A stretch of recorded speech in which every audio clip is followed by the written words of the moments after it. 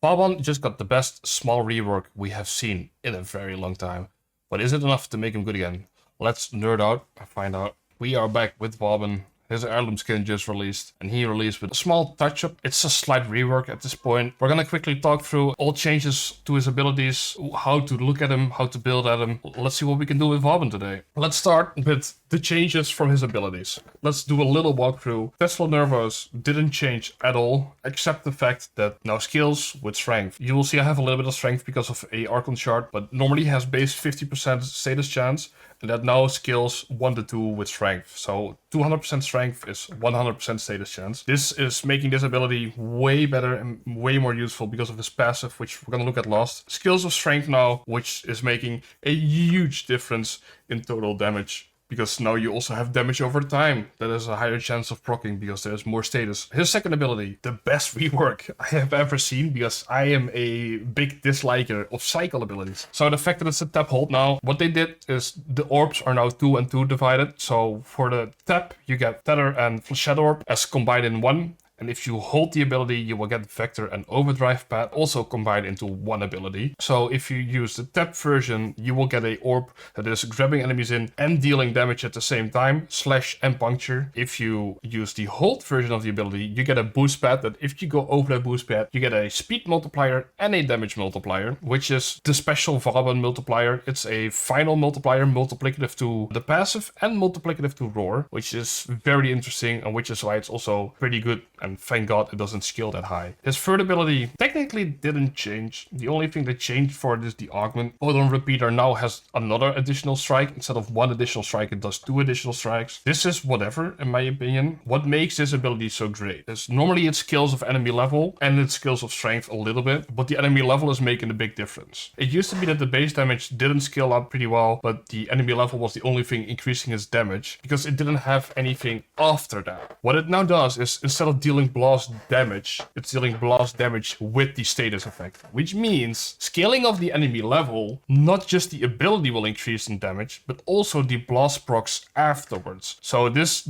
ability got a huge damage buff just for giving it status chance. It's beautiful with the new scaling. It's such a big difference, and hitting a nice group of enemies just makes for so many explosions and blast procs afterwards. You'll notice a difference, and there should be some clips flying around. I did 2 level caps already, where you can just see that the damage is in the millions and tens of millions now. Then we go to his fourth ability, Bastille. Bastille also kind of technically didn't change, besides the fact that there's no enemy cap anymore, which is also the only change it needed in my opinion. This thing still armor strips like crazy, but after the duration is over and it transforms into Vortex, Vortex now has a scaling status chance that deals magnetic, which makes sure you destroy overguard and shields. So technically it strips all types of survivability for the enemy. The biggest difference is the armor strip, because Photon Strike deals double damage on Overguard. So not stripping Overguard doesn't really matter. Photon Strike now deals double damage to it. These two kind of go hand in hand, when normally Photon Strike was kind of an easy subsume or mine layer. Now Photon Strike with Bastille means armors get stripped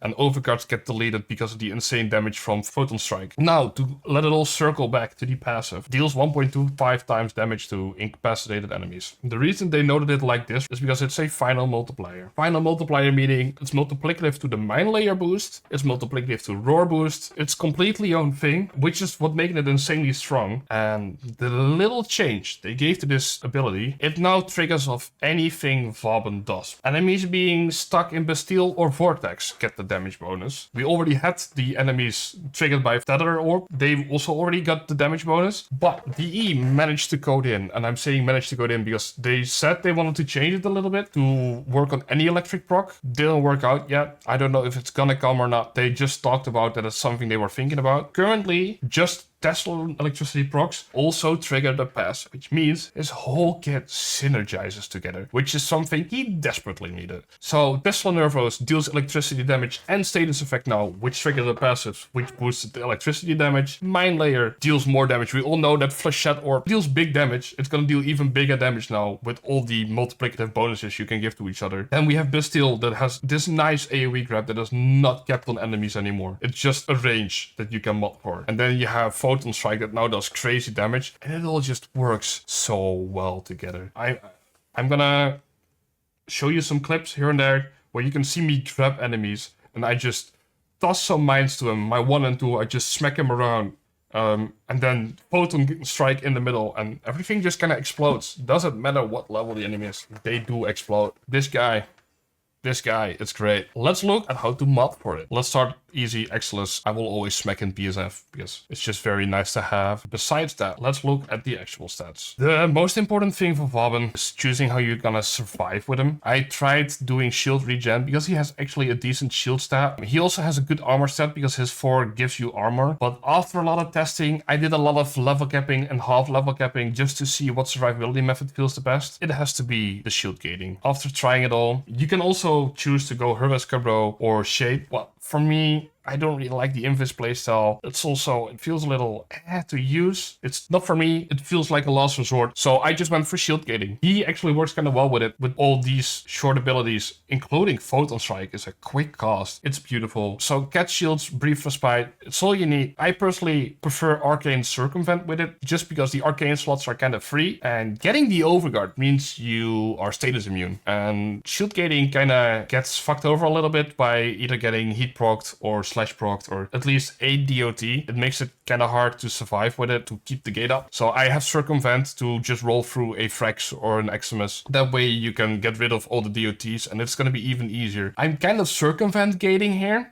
It's all going to work together. The next step is a lot of range, which means you have a lot of suspending. This suspending means you don't need to gate a lot. So if you're someone who doesn't like gating or still needs to learn it, because of the high range Bastille, it's kind of easier to gate on Vauban because you don't need to consistently gate. The enemies are barely shooting at. If you combine that with Circumvent as well, this is what I would like to call Circumvent gating now. You can generate some overguards, you can generate some shields, and outside of that, you just have a lot of suspending enemies around you that can't shoot at you because they're suspended. That is my survivability, and at the same time, how you mod for Bastille. After that, I just have some strength to scale off Tesla Nervous status chance. Kinda like it. Mod Augmented is there as well to counteract negative strength from overextended. That way you will reach 214% strength, which is just over 100% status chance, which means every Tesla Nervous hit at least has 1 electric proc, which means every Tesla Nervous hit definitely triggers your passive. That's kind of what I'm going for. If you're thinking, hey, this build looks expensive, you don't need these Archon mods. I just like looking at the red mods. They look beautiful. You don't need those. You can just use the primed instead. So for the strength, I chose to go with Transience Fortitude and Umbral Intensify. Then you say, hey, that doesn't work out. Well, there's the strength chart. That is why it's at 154. Then Archon Continuity for a little bit of duration on the Bastille and on the Tesla Nervous. This way you just keep those alive, keep them going. The same with the Shadow because it deals so much damage. Just make sure the duration is not negative. I've tried it without Archon Continuity or without Primed Continuity. It works, but it didn't fit my playstyle, because this guy also buffs weapons a lot with Mind Layer now and the passive,